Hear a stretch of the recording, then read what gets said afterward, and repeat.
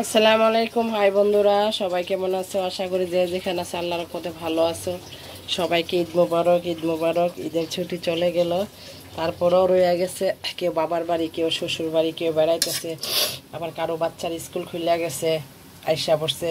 তো মোটামুটি সবাই বিজি। তো বন্ধুরা, অনেক দিন যাবত লং ভিডিও দিই না, আমার আইডিটাতে একটু সমস্যা হয়েছে। তো যাই হোক, একটু রান্না বান্না শেষ দিয়ে যে পাটের শাক রান্না করতেছি। দেখো, মাংস তো সবাই খায়।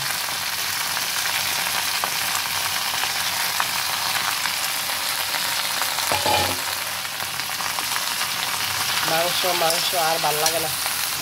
তো যাই হোক, সবার বাসায় মাংস মাংস আর ভাল লাগে না।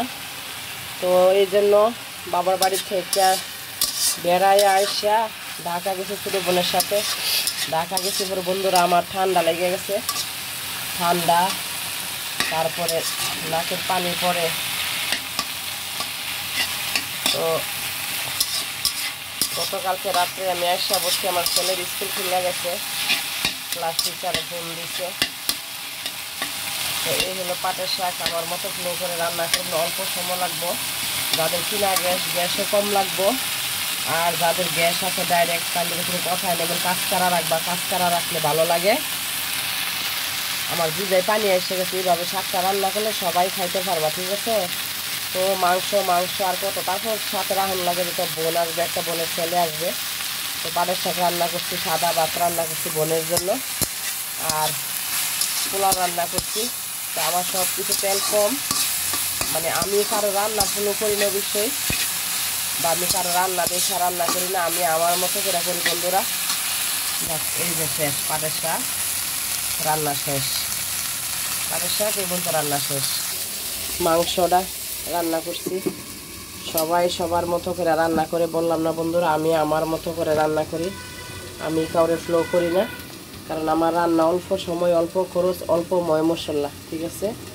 তবে দেখতে যাই হোক, খাইতে অসাধারণ অসাধারণ স্বাদ। তো মাংস রান্না করছি, বোনের ছেলে যেহেতু আসবে, মাংসটা রান্না করছি, মাংসটা ওরা খাইব। আর এখানে আরেকটা জিনিস বলি, এটা কি, তো তোমরা কেউ বলতে পারবে না মনে হয়। তো এখানে আবার বোনেরে বলছিলাম যে সাদা ভাত রান্না করতেছি, তারপর অন্য আইটেমও আছে। আর এই যে এগুলা কি, কেউ বলতে পারো? বলতে পারলে বলবা। তারপর বইলা দিই, বেলেম্বু ডাইল, তারপরে সাথে এই যে পাটের শাক। এই যে বেলেম্বু ডাইল সাথে পাটের শাক, টক টক লাগে। তারপরে শাকটা পাতা পাতা আঠা আঠা বন্ধুরা, সেই স্বাদ সেই স্বাদ। একবার রান্না করে খাইয়া দেখবা, ঠিক আছে? শুকনা মরিচ বাইজে কাইটা দিবা। আমার জিরবা গো ফানি পড়ছে। এই যে বেলেম্বু, তারপরে যে পাটের শাক, এই যে পাটের শাক, তারপরে এই এই এই যে বেলেম্বুগুলা, আর এই যে ডাইল। তো কয়টা হইল? বেলেম্বু ডাইল, তারপরে পাটের শাক দিয়ে একটা রান্না করলাম, খুবই স্বাদ। একদম ভাত 2 প্লেট খাওয়ান যাবে, সোজা কথা। এই দেখো বন্ধুরা আমার রান্না। এই যে পোলাও রান্না করছি, একদম অল্প তেল দিছি, কি ঝরঝরা হয়েছে দেখো, একটার সাথে একটা বাচ্চে না, অনেক সুন্দর।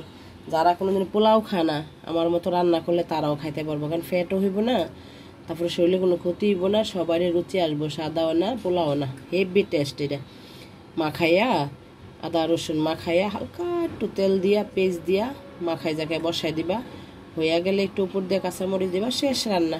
এই যে রাইস কুকারে, তাও আবার হ্যাঁ, গ্যাসের চুলা আর ইও লাগলো না, কিচ্ছু না, রাইস কুকার রান্না করে নিলাম। তো আমার এইগুলা বারবার বলি বন্ধুরা, ফলো করবা, দেখবা আমার ভিডিওগুলা, ঠিক আছে? আর বিশেষ করে তোমরা তো কেউ দেখো না, এই জন্য ভিডিও ছাড়তে ইচ্ছা করে না। কমেন্ট করবা, শেয়ার করবা, লাইক করবা প্লিজ। আর এখানে আরেকটা, এটা রান্না করছি ওই যে পোলাও খাইব যে, তো এমনিতে সবাই তো সাদা ডিম দে, শুধু একটু তেলে ভাজা দিয়া। তো ভাবলাম যে তেলে ভাজাটা না দিয়া, একটু পেঁয়াজ দিয়া, একটু হলুদ আর একটু মরিচ দিলাম, তো ঝাল ঝাল হইলো, তরকারির মতো হয়ে গেল, খাইতেও টেস্ট লাগবো। দেখছো আমার রান্না একদম অল্প সহজ, মশলা কম, সব কিছু কম। দেখো বন্ধুরা, এরকম করে রান্না করলে সবাই খাইব। তোমরা এইভাবে আমার মতো রান্না করবা, পোলাও দিয়ে এটা একবার হেভি টেস্ট করে খাইতে পারবো, ঠিক আছে? তো যাই হোক, আমার ভিডিওগুলো দেখবা, শেয়ার করবা, কমেন্ট করবা, লাইক করবা, কোনো মতামত থাকলে জানাইবা, আমার জন্য দোয়া করবা। আমি একটু ঠান্ডা লাইগা রয়েছে, জায়গায় জায়গায় বেড়াইছি যে। তো তোমরা সবাই কেমন ঈদ করলা, যার যার জায়গা থেকে কে কোথা থেকে দেখছো কমেন্টে জানাই দিলে আমি সবচেয়ে খুশি হব, প্লিজ। তো যাই হোক, আর এই জালিটা দিয়ে ডাকলাম কেন, যে তো রাইস কুকার গরম হইয়া যেত গেছে। এখন যদি এই ডাকনাটা দিয়ে ডাইকা রাখি,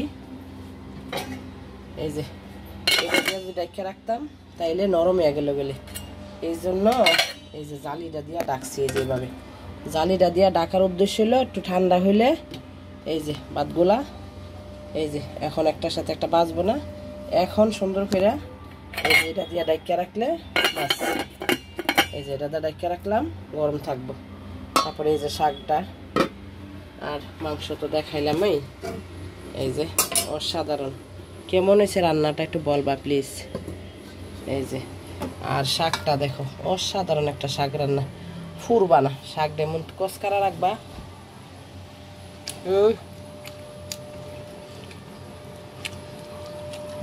বন্ধুরা কি বলবো, অসাধারণ।